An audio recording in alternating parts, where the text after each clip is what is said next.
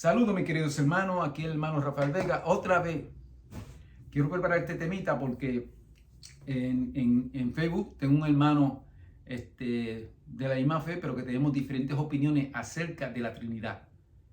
Yo en los últimos 40 años, mi iglesia cambió de un solo Dios a 3 dioses y cuando lo cambió, yo entré a la iglesia y eso fue lo que me enseñaron. Pero en los últimos 3 años, estudiando bien la Biblia, me he dado de cuenta que la Biblia no habla acerca de una Trinidad, sino que habla de un Padre y un Hijo.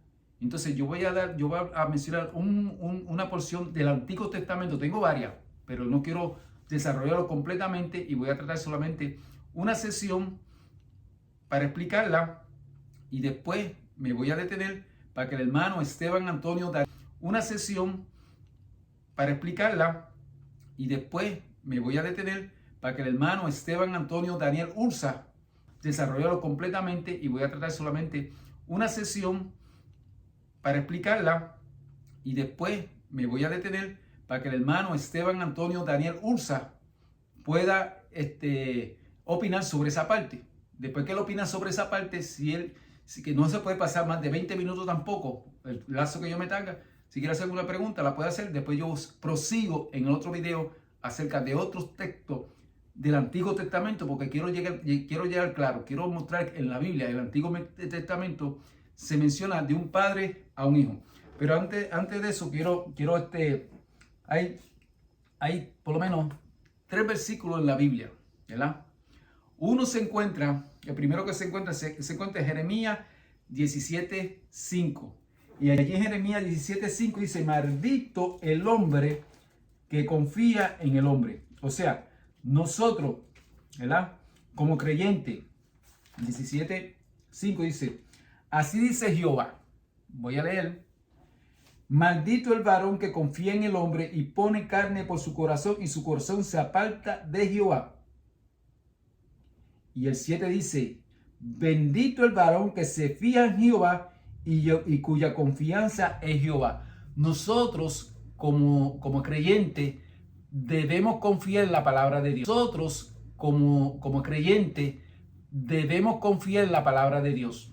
Como he mencionado varias veces, hay aproximadamente más de 40,000 diferentes denominaciones cristianas que creen en un Salvador, pero predican diferentes creencias. Entonces es un deber de nosotros saber no lo que dice el hombre, sino lo que dice la palabra de Dios. Entonces el otro versículo que quiero pasar rápidamente y analizarlo un poquito es que estamos en el tiempo de fin, ¿verdad?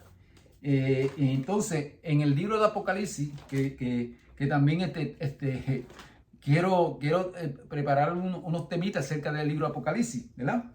Entonces en el capítulo 12, ¿verdad?, de Apocalipsis no menciona, es un paréntesis.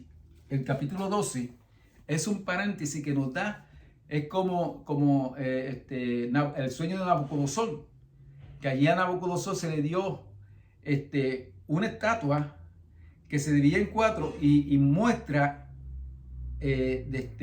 completamente la etapa de la guerra glacial al de tiempos del fin. Y nosotros cuando estudiamos el libro de Daniel, los capítulos 2 y 3, 4, 5, 6, 7, las profecías que están allí, sabemos que estamos en los pies, sabemos que estamos en el tiempo final, sabemos que ya está el dragón que salió, que le salieron 10 cuernos y 2 fueron derribados, y sabemos que estamos en el tiempo de fin.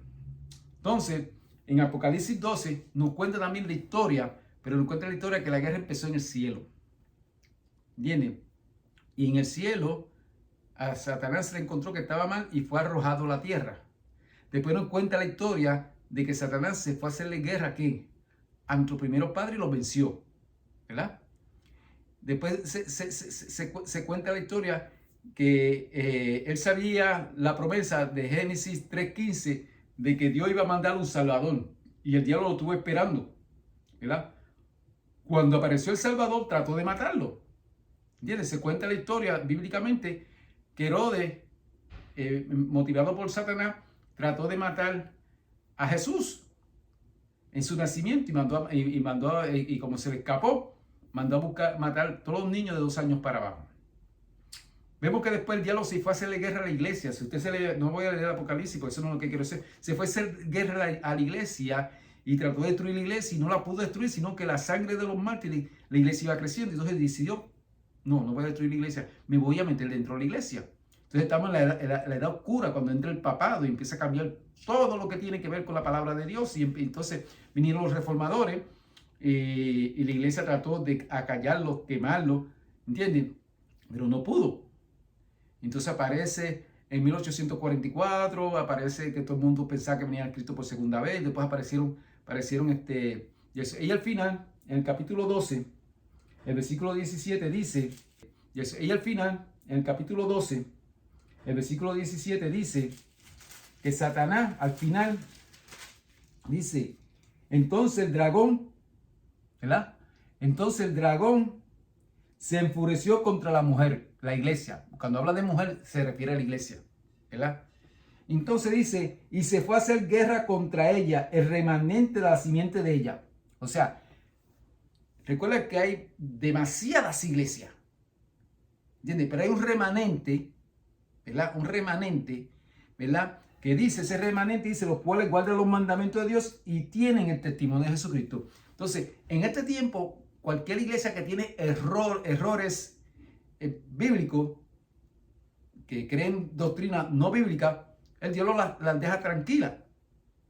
Pero se va a hacer guerra con aquellos que guardan los mandamientos de Dios y tienen el testimonio de Jesucristo. Entonces, en esa iglesia, el diablo al tiempo final se va a meter. Y eso lo lleva a la iglesia de la Odisea. La iglesia de la Odisea ha sido atacada por el diablo metiéndose dentro de la iglesia, cambiando también la doctrina, que eso es lo que estamos ahora. Entonces, vamos a proseguir.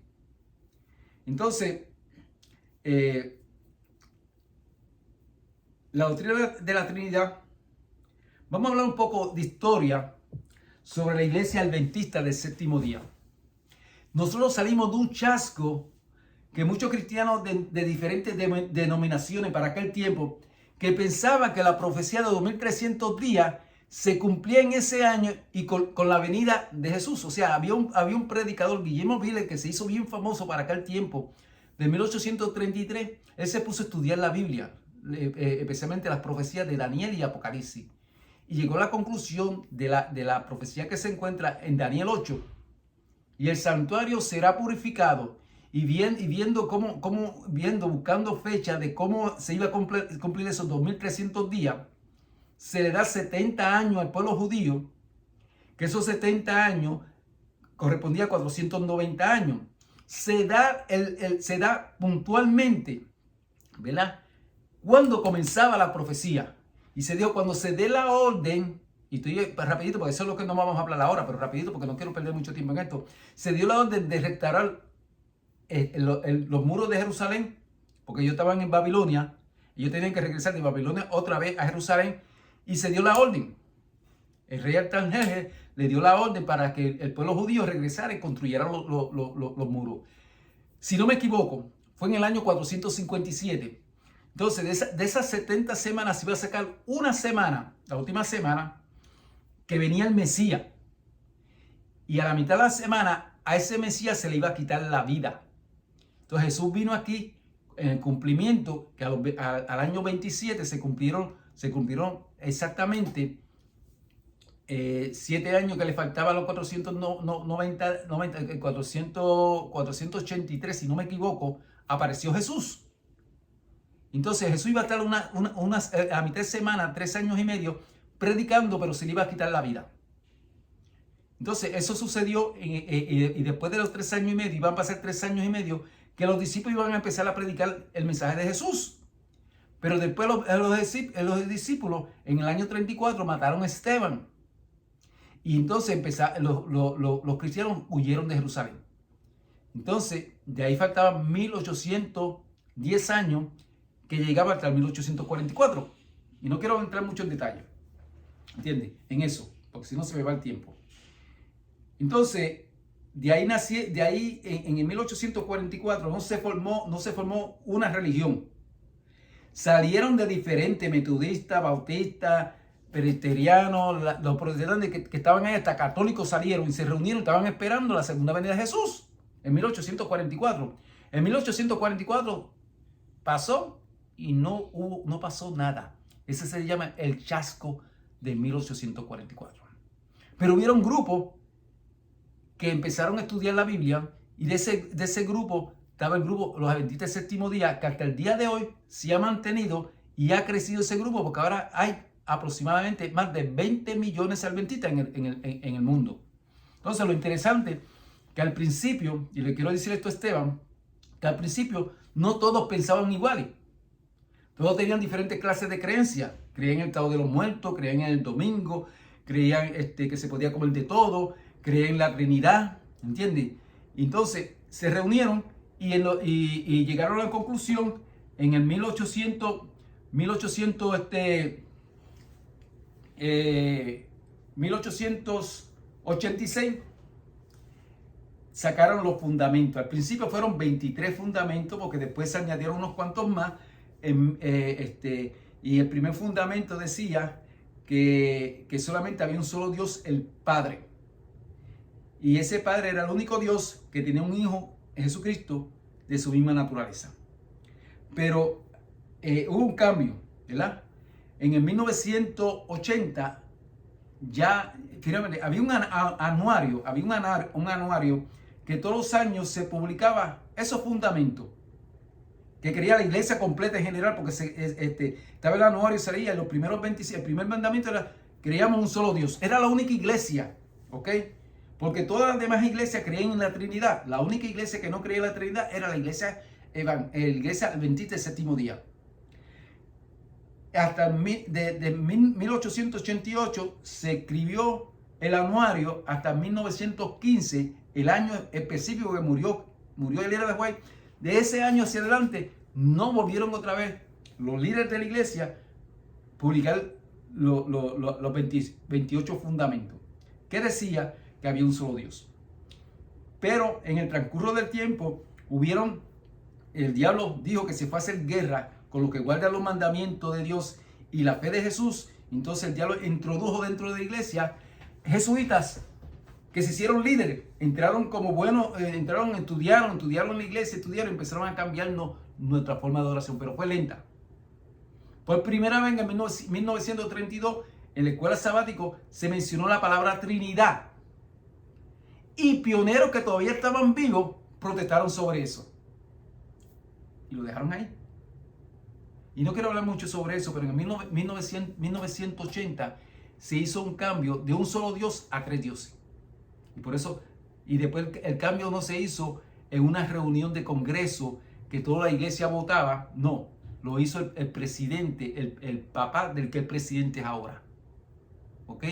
Hizo ese cambio. Hubo un problema en 1980, si usted va a de esos problemas como en la iglesia, votaron a muchos pastores. O sea, lo votaron de esta forma. Le dijeron, ellos no estaban de acuerdo con el cambio, entonces le dijeron, mira, el próximo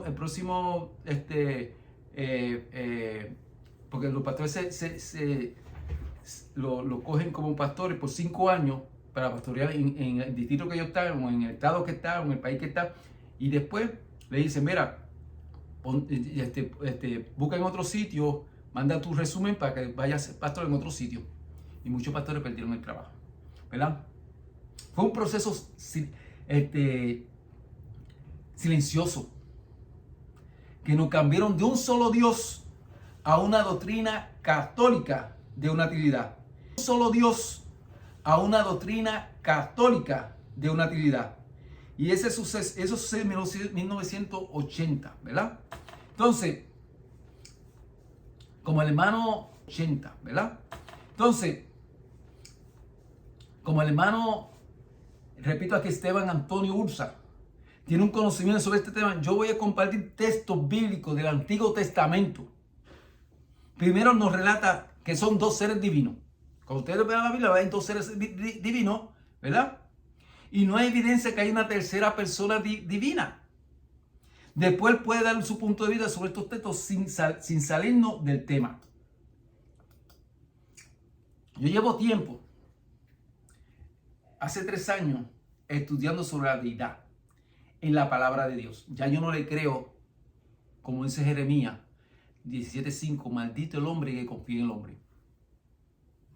Pero hay un conflicto sobre la doctrina de la Trinidad, que dice, mira lo que dice la doctrina de la Trinidad, que son 3 dioses en uno, y los unitarios, un Dios en 3 que son coeternos, que no hay padre ni hijo. Pero la palabra de Dios se identifica que hay 2 seres, el Padre y su Hijo, que trabajan para la salvación del ser humano mediante, hermano, mediante el Espíritu Santo. Nosotros no negamos que hay un Espíritu Santo, porque mediante el Espíritu Santo es que nosotros podemos conocer, nos dirige y nos guía, y nos redarguye, como dice la Biblia. Y la Biblia nos muestra muchas veces quién es el Espíritu Santo.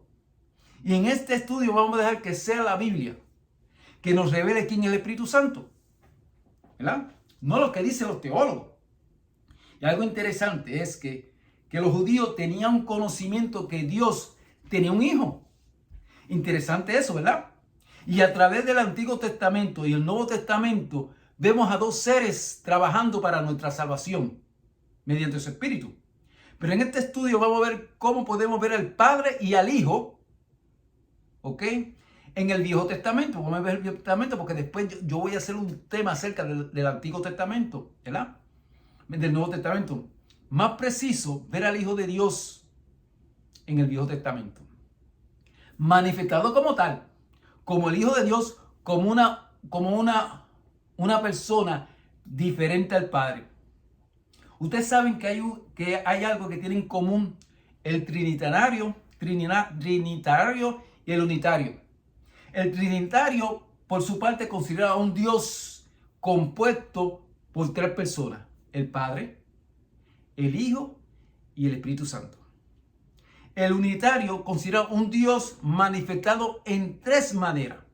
Son cosas distintas, pero tienen algo en común. Que cuando ellos consideran que la Biblia habla de un solo Dios, se refiere a los 3, al Padre, al Hijo y al Espíritu Santo, como siendo el único Dios. Interesante. Pero vamos a ver con este estudio que la Biblia se refiere, que en la Biblia aparece el único Dios, el Padre, pero aparece acompañado no en el Nuevo Testamento, sino en el Viejo Testamento.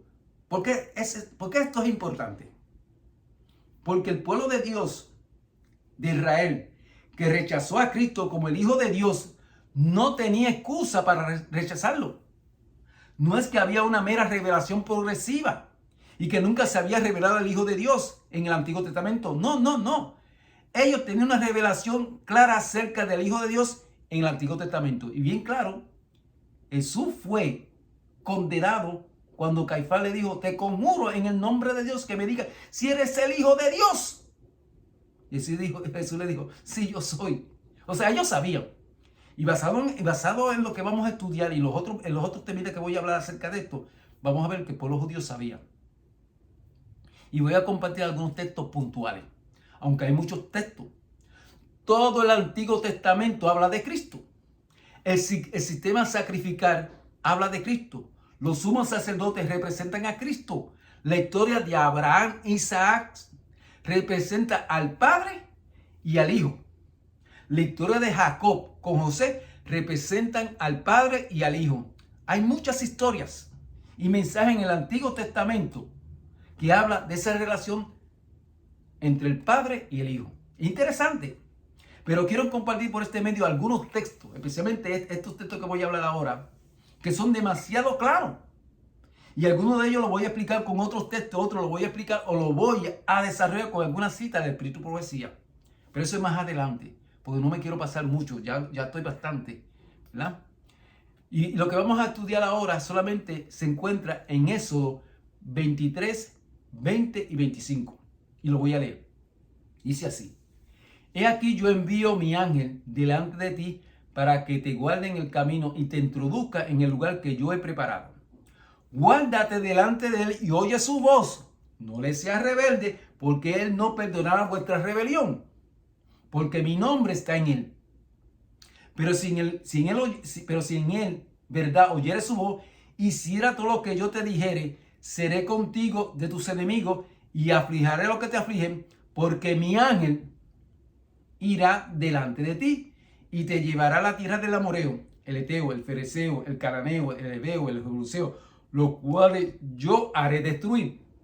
No te inclinará a sus dioses, ni les servirá, ni hará como ellos hacen. Antes lo destruirá del todo y quebrantará totalmente sus estatuas.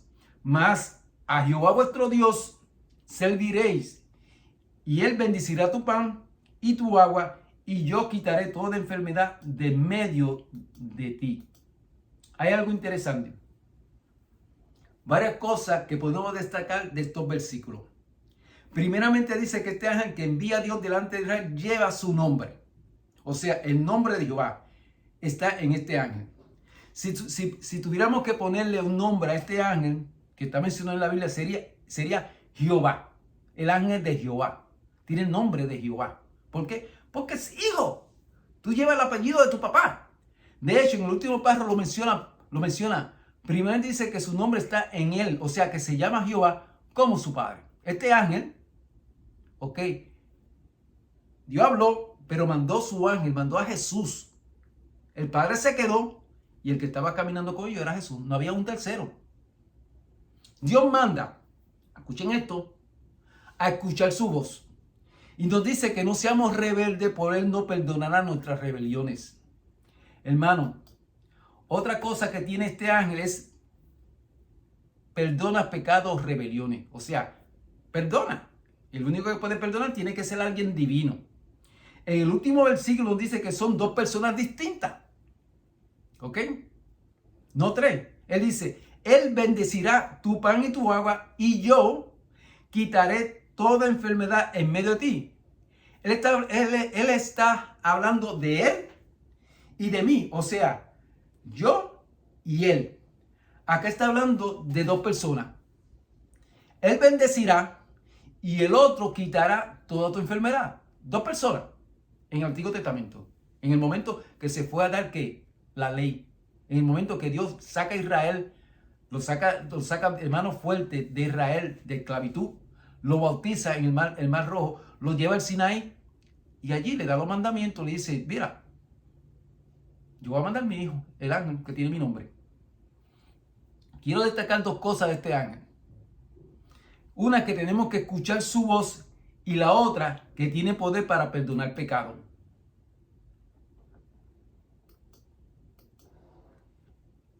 ¿Qué pasó en la época de Cristo?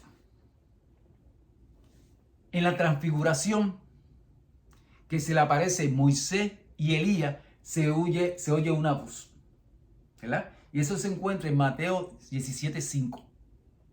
Y allí Pedro se emociona y dice, vamos a hacer 3 pabellones. Uno para Moisés, uno para Elías y uno para Jesús. Y el padre rápido lo detuvo. Dice, mientras él aún hablaba, mientras Pedro estaba hablando, dice, una nube de la luz les cubrió. Y aquí una voz desde la nube que decía, este es mi hijo amado en quien tengo complacencia, a él oír. O sea, aparece el padre y le dice, olvídate de Moisés, olvídate de Elías, tiene que hacerle caso al hijo. Al hijo es que tenemos que escuchar lo que dice la palabra de Dios. ¿Qué fue lo que le dijo? ¿Qué fue lo que Dios le dijo al pueblo de Israel que tenía que hacer con el ángel? Escuchen su voz, no le sean rebeldes. Ahora que Dios dice acerca de su hijo, este es mi hijo amado, escuchen su voz. ¿Entienden? La característica del ángel de Jehová es la misma característica que el padre está diciendo, hijo, tienen que escuchar al hijo. Otra cosa que pasó en el tiempo de Jesús. En el libro de Marcos, podemos leer en Marcos 2, del 10 al 11. Allí dice la palabra de Dios. Pues para que sepáis que el Hijo del Hombre tiene potestad en la tierra para perdonar pecados, dijo el paralítico. A ti digo, levántate, toma tu lecho y vete a tu casa. Es cierto que Dios es el que tiene potestad de perdonar pecados, pero hay alguien más, el ángel de Jehová. El ángel de Jehová, si tú eras rebelde a él no te perdonaba. Pero si tú te comportabas bien, Él te perdonaba y te daba bendiciones. Que podía perdonar la revelación del pueblo de Israel. En Marcos 2, al 10 al 11, Cristo dijo que Él tenía poder para perdonar pecado. En la vida de Cristo se cumplió estas características, que era lo mismo que tenía el ángel de Jehová, que tenía poder para perdonar pecado y debíamos que escuchar su voz. Los textos que leímos en Éxodo 23, del 20 al 23, sobre el ángel son las mismas características que tenía Cristo. Y el Padre diciendo lo mismo que tenía que oír a Cristo. Y Cristo dejó claro que Él tenía poder para perdonar pecado. En la primera cita que compartí del Antiguo Testamento son los dos personajes, Dios el Padre y el ángel que tiene el mismo nombre de Jehová. Claramente el Padre aclara en el Nuevo Testamento que ese es su Hijo. Entonces lo que quiero, voy a terminar, me tomé 25 minutos, quiero aclarar que Jesús es el ángel de Jehová. Y más adelante voy a explicar algunos versículos que aparece ese mismo ángel de Jehová con las mismas características que tiene Jesús cuando vino a la tierra. Que Dios los bendiga. Vamos a tener una oración que la debimos tener al empezar, pero yo había orado antes de empezar el temita, pero vamos a orar ahora antes de terminar. Oremos. Amante Padre, te damos las gracias, Señor, porque tú eres un Dios misericordioso. Te damos las gracias, Señor, porque tú eres un Dios revelador. Te damos las gracias que esta palabra que tú dejaste escrita, aunque han tratado de cambiarla, tú la proteges todavía. Hay cositas que vamos a estudiar acerca de quién es el ángel de Jehová, de quién es la tercera persona de la divinidad, porque está el Padre, está el Hijo y está el Espíritu Santo. O sea, el Padre es el Dios Santo. La Biblia se menciona en 14 versículos en el Nuevo Testamento que se menciona Dios el Padre y tiene un Hijo, Jesucristo. Trabaja mediante el Espíritu Santo. Ahora te pido, Señor, que esta primera parte del debate que tengo con el hermano Esteban, él puede explicarme Éxodo 20, 23 al 20, Éxodo 23, versículos 20 al 23. Que Dios nos bendiga y que nos ayude, Señor, a ser fieles y solamente hacerle caso a lo que dice la palabra de Dios, porque maldito es el que confía en el hombre. Y todas estas cosas te las pido no porque algún mérito en nosotros, sino por el mérito de Cristo Jesús. Amén.